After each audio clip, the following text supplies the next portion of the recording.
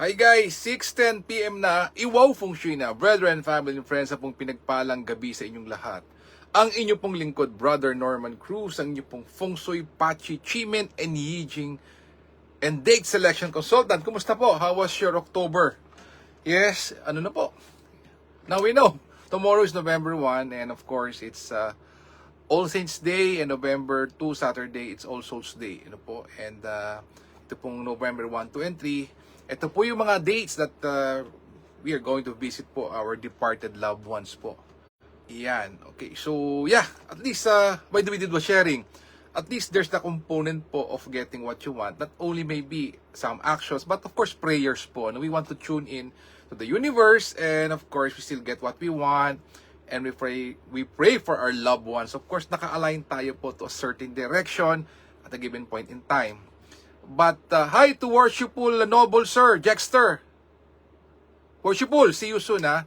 Yes, let's check each other's sked po. By the way po, BFF, November 7, the energy of the 2025 wood snake would already be ushering in. Ganun po kaaga po. Sabi nila, mas mabilis daw gumapang ang ahas kaysa po sa paglipad po ng dragon last year. Because last year, if I remember it right, the dragon ushered in December. But now, maaga, November 7 po. Wow! So, and then again, I like to thank each and every one of my clients po, BFF, for the early consultation po. At least, nakapag-adapt na po tayo, no? Because in Kuala Lumpur, in Singapore, in Malaysia, Taiwan, and Hong Kong, actually, they're doing the feng shui now sa Burmans po, ano? Tayo lang po ang nahuhuli. Anong call of the year? Yeah, call of the year. Yan! Worshipful, yes, text ko sa iyo. Iba-ibang kulay para mas mabuenas ka po based on your color, of course. Siyempre. Okay, let's start. Expectation, ano ba norma ng November 1? Okay, let's check. Tingnan po natin. Ganun pong kabilis. Wow, sobrang bilis po. Okay, let's check. Let's decode ano po ba ang meron sa November 1. Ano ba yung animal signs na yan? Ano ba mga iingatan tomorrow? This means yan, okay. So, yeah, the Wi-Fi is fluctuating. Anyway, ito po. November 1 is the Earth Snake enters the Danger Officer Day. Uy. Okay, let's check. Ano ba pong pwedeng gawin tomorrow sa isa pong Snake Day? Okay, it says here it is suitable for setting the bed, making a donation, celebration, discussion, meeting friends, groundbreaking, gardening, investment, and keeping a pet. Avoid, ito sabi dito, traveling, going to see, utility services, buying a new car is to be avoided tomorrow. But just in case, BFF, we are known for, of course, doing what we want and getting what we want. I-tailor fit po natin for all of this po, kung ano po yung pwede pang gawin based on the daily chimen. So mag-daily chimen lang po tayo tomorrow, at least we know what to do. Then tailor fit na para po buong araw no pressure, no stress po, no. At least ano po natin, ano po yung pwedeng gawin. Okay, sabi po dito, if you want to create opportunities, the game changer, 7 stars po ito, talikod sa south. If you're not feeling well, talikod sa southwest. Anything to do with finances, resources, puhunan, yan, o po it's backing to west.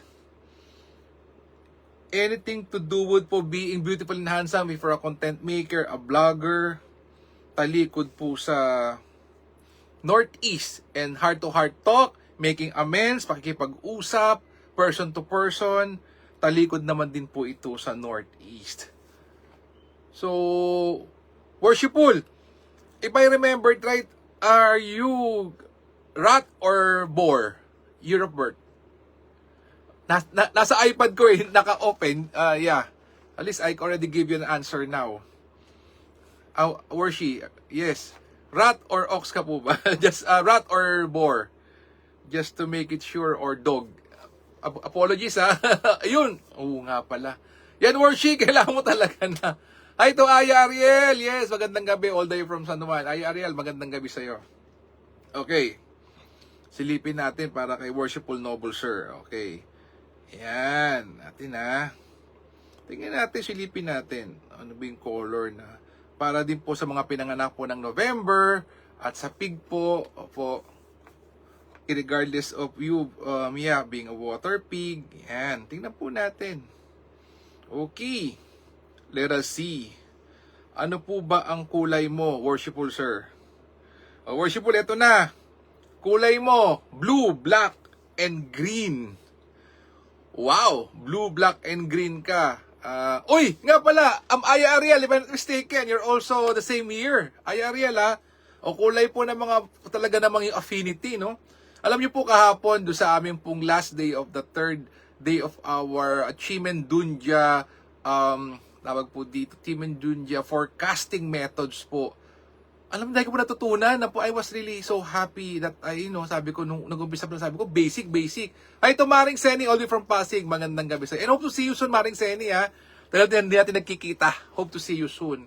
Papapunta ka ba sa, are you attending JWay classes, Mare, yung ano ni Joey, yung kanyang tribe, are you attending this November or sa January po? Yan. So, see you. Or kahit sa Pasig, if you, if time would permit. Okay, so sa mga pinanak ng pig, ang color nyo is blue, black, and green. Ayan. Wow. And then, you will benefit, mga pig, you will benefit from the rat and tiger animal sign. So, hanapin nyo na yan as early as now. Oh yes, happy weekend then. Yes, Maring Seni, hope to see you soon. Ayan, worshipful sir, Ayat, Ariel, and BFF. Pigborn ka, November pinanganak, blue, black, and green. So ngayon pa lang, I hope meron ka na yan para by the change of the year, you have those colors. Wow. Yan. And advance info na rin po, importante po next year yung tiger eye. So if you have a tiger eye, don't remove it. And if may nakatago kang tiger eye, for sure, BFF, gagamitin mo yung tiger eye next year. It's not only for business, but it's also to balance your energy for the wood snake of 2025. Wow, okay. BFF, let's just keep it short and simple sharing tayo. And again, BFF, kagabi po, nung ako'y patulog na, I've seen po yung sa FB po, yung what happened to Spain, flooding din po, flooding. And I kala ko nga po, it's not true, but nung nag-google and everything, yeah, it really happened po yung flooding sa snake. So let's not only pray for our countrymen, let us pray for each and everyone who is at the yin side of life, who is not feeling good as of the moment, while we're enjoying things, getting what we want, other people is not getting what they want. So let's pray for them. Let's include them in our prayer. Yung po, I think that's way of giving it back na po. Way of giving it back. Yes, the whole, yan po. Yung mga binanggit ko po, worship knobs, is for the whole day, starting 11:01 p.m. later to 10:59 the next day. So again, our exchange of energies, BFF, let us pray for each and every one. After all, sabi nga po nung una, yung yin-yang po, hindi po siya perfect eh. For every yin, there is yang, and for every yang, there is yin. So it's not perfect yang, there's no perfect yang, there's no perfect yin. There's always a combination, even you're enjoying now. So po, there may be some point na, there'll be challenges that may come across, or if you are having some problems now, challenges, you're worrisome now, may takot ka, you're in the inside of life, meron pa rin pong tuldok or yang component or a solution na darating sa'yo. Let's do this. Mag-manifest tayo. You will back to these directions po, and the game changer, back into south. All you have to do is you let go of the past, let go of the bad people, let go of the bad experiences. Sa lahat ng mga nalugi sa'yo, let go of that. Open up yourself for new things po, for good things or great things to come to you. Pangatlo po, magpasalamat ka po.